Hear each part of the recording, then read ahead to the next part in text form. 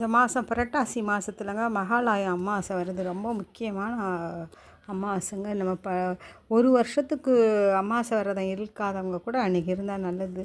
பித்திருக்கள்னால நமக்கு ரொம்ப தோசை இருக்குது, கல்யாணம் நடக்காமல் இருக்குது, வீட்டில் வந்து சரியான பிள்ளைகளுக்கு வேலை இல்லாமல், இது கூட வந்து பெரியவங்களை நினச்சி நம்ம விரதம் இல்லாத காரணம் கூட இருக்கலாங்க.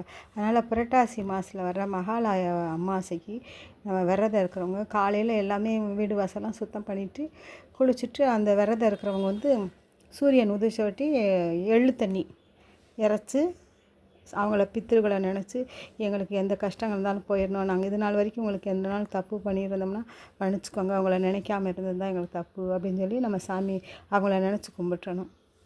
கும்பிட்டு முடிச்சோடனே அடுத்து யாருனாலும் இல்லாதவங்களுக்கு சாப்பாடு ஒரு 2 வீட்டுக்குனாலும் நம்ம சாப்பாடு அன்றைக்கி உணவு கொடுத்தா நமக்கு ரொம்ப விசேஷம்.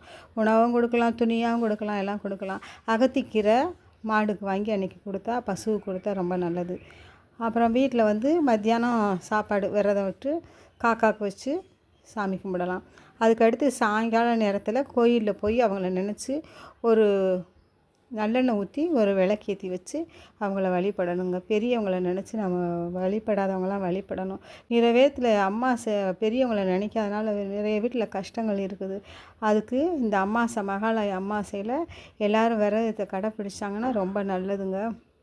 இல்லை மகாலய அமாவாசையில் ராமேஸ்வரத்தில் போய் கும்பிட்டா அதை விட ரொம்ப விசேஷமாக இருக்கும். மகாலய அமாவாசைக்கு நம்ம வந்து பித்திருக்களை நினச்சி வழிபடுங்க. எல்லாத்துக்குமே இது நல்லதுங்க.